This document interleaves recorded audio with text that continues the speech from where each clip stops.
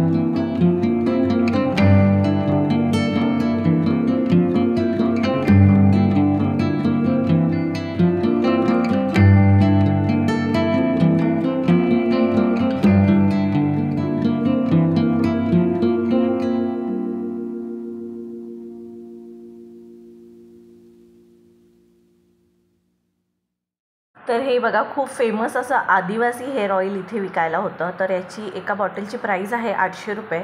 तर छोटी बॉटल घेता तर 800 रुपये आणि मोठी बॉटल घेता तर 1500 रुपये. तर त्यांचं असं म्हणणं होतं की ऑनलाईन तुम्ही घेता तर तुम्हाला नकली प्रोडक्ट पुरवले जातात. तर त्यानंतर इथे रांगोळीचे साचे बघा. तर रांगोळीचे साचे होते 100ला 3. जर तुम्ही बॉर्डरची रांगोळी घेता तर तुम्हाला इथे 100ला 3 अशा बॉर्डर रांगोळी मिळतील. तर हे दादा बघा, खूप छान अशी रांगोळी काढत होते आणि खूप छान असे बॉर्डरच्या खूप वेगवेगळ्या, म्हणजे तुम्ही उंबरट्यासाठी किंवा वॉलसाठी तुम्ही बॉर्डर रांगोळी काढता, तुमच्या भिंतीजवळ तुम्हाला काढायची असेल तर खूप छान वाटते. आणि उंबरट्यासाठी तर खूपच मस्त आहे. तुम्ही उंबरट्याच्या समोर रांगोळी काढता तर खूप एक छान असा लुक तुमच्या उंबरट्याला येतो.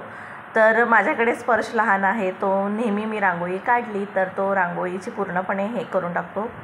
तर तुम्ही रांगोळी काढू शकता किंवा पेंटने पेंट करू शकता उंबरट्याला पेंटने पण रांगोळी काढता येते. तर त्यानंतर हे 100ला 3 होती बॉर्डर रांगोळी. आणि त्यानंतर जो सर्कलवाली रांगोळी आहे ती 40 रुपयाला, 50 रुपयाला साचे होते. त्यानंतर 10 रुपयाला पण साचे होते. छोटे छोटे साचे आहेत ते 10 रुपयाला होते. तर हा होता एक छोटासा व्हिडिओ तुमच्यासाठी सानपाडा महोत्सवाचा. तर रविवारचा दिवस हा लास्टचा दिवस होता, त्यामुळे तुम्हाला विजिट नाही करता येणार, कारण हा जो महोत्सव आहे तो संपलेला आहे. तुम्ही नेक्स्ट इयर आता विजिट करू शकता. तर हा होता एक छोटासा व्हिडिओ. तर हा व्हिडिओ तुम्हाला कसा वाटला नक्की मला कमेंट करून सांगा. आणि चॅनलवर नवीन असाल तर चॅनलला नक्की सबस्क्राईब करा. बेल आयकॉन आहे ती हिट करा, त्यामुळे मी जे नवीन व्हिडिओ अपलोड करते त्याचे नोटिफिकेशन तुम्हाला सर्वात आधी येईल आणि तुम्ही माझ्या चॅनलचे व्हिडिओ सर्वात आधी पाहू शकता. तर भेटूया अशाच एका नवीन व्हिडिओमध्ये. तोपर्यंत सर्वांना बाय बाय.